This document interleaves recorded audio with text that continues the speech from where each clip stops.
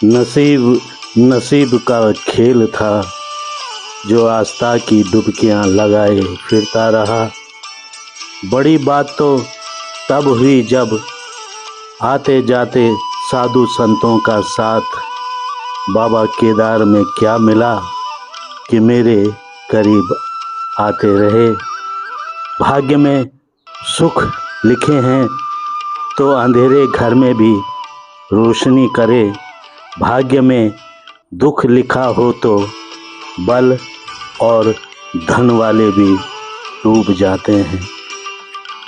प्रणाम, नमस्कार। कैसे हैं आप? आपके स्वास्थ्य के लिए, आपके सुखी जीवन के लिए मैं बाबा केदार से आपके लिए हार्दिक मंगल कामनाएं दे रहा हूँ। मैं तुलसी बिष्ट फिर एक बार आपके पास एक आध्यात्मिक चर्चा के साथ।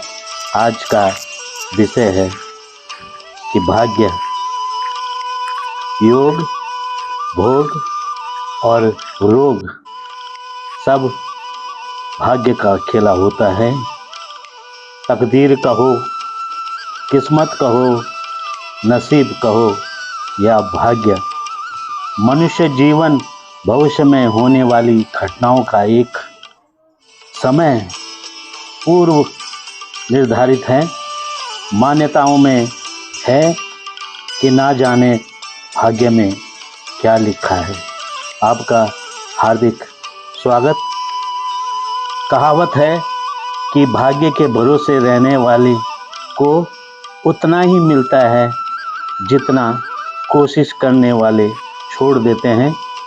कर्म हमारे संग चलते हैं। भाग्य को भोगना या ना भोगना हमारे बस में नहीं होता, यानी कि हम खुद भाग्य को नहीं बदल सकते। हम खुद भाग्य को नहीं बदल सकते। हर धर्म का एक भाग्य विधाता होता ही है जो उन्नति करता है और अवनति को लिख देता है। इस प्रकरण में ज्योतिषाचार्य राशि अनुसार भाग्य में क्या लिखा है बतलाते ही रहते हैं। हिंदू धर्म में भाग्य को नवग्रहों से ही जोड़ा जाता है, ये ज्योतिष कहता है। कोई कहता है कि उसके भाग्य के सितारे बुलंद हैं, कोई कहता है आप बड़े भाग्यशाली हैं, और कोई कई तरीकों से भाग्य बदलने की बात करते रहते हैं।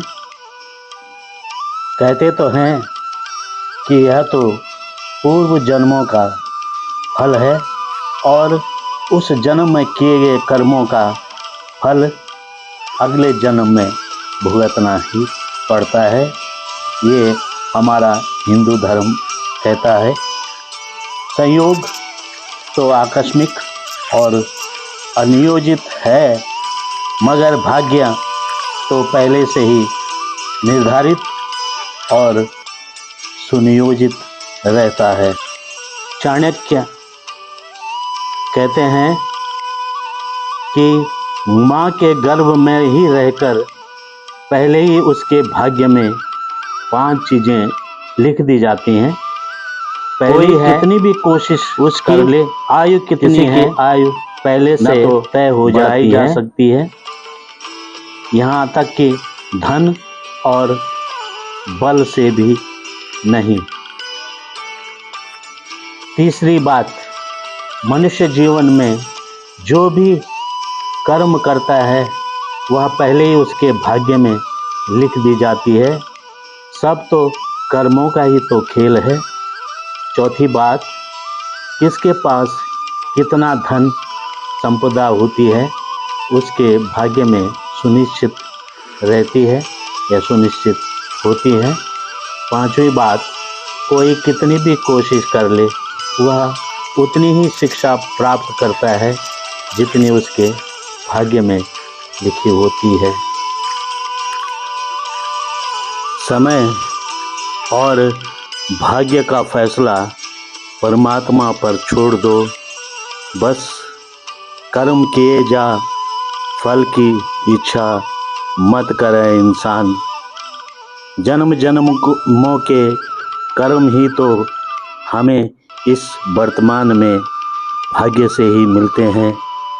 भला कार्य हो चाहे बुरा कार्य, इन सभी का प्रभाव हमारी आत्मा में तो पड़ता ही है। वैसे ही संस्कारों का फल हमें मिलता है।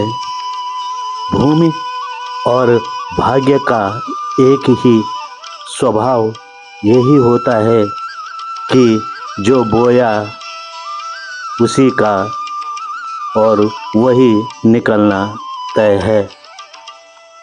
कर्म से ही तो भाग्य बनता है। भाग्य और कर्म से मिले धन और पद का अंत तो हो सकता है, मगर व्यवहार से कमाया गया मान और सम्मान हमेशा अनंत रहता है।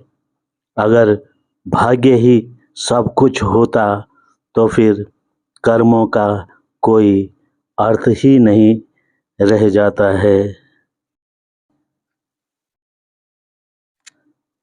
No one can avoid what fate has written. भाग्य को कोसने से अच्छा है कि उन कर्मों का फल पैदा तो करो जो जीवन को सच्ची राह दिखाएं।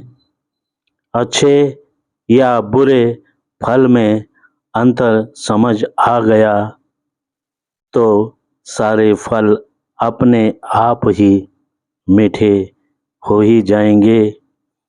तस्वीर और तकदीर बदलने में कोई देर नहीं लगती। भाग्य का लिखा कोई टाल भी तो नहीं सकता।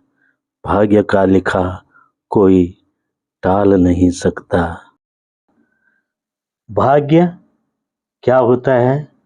सौभाग्य क्या होता है? अहोभाग्य क्या होता है? और परम सौभाग्य क्या होता है?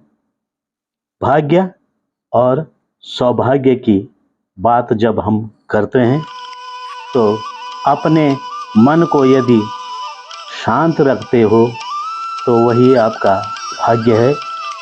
अपने मन को यदि बस में रख लो तो वही सौभाग्य है।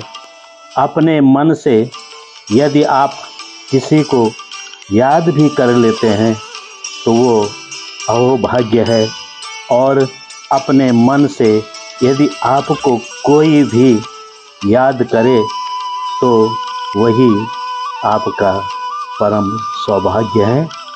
इसी के साथ मैं अपनी वाणी को विराम देते हुए मैं गढ़ रत्न श्री नरेंद्र सिंह नेगी जी के गीत की 2 लाइनें आपके सामने प्रस्तुत कर रहा हूँ।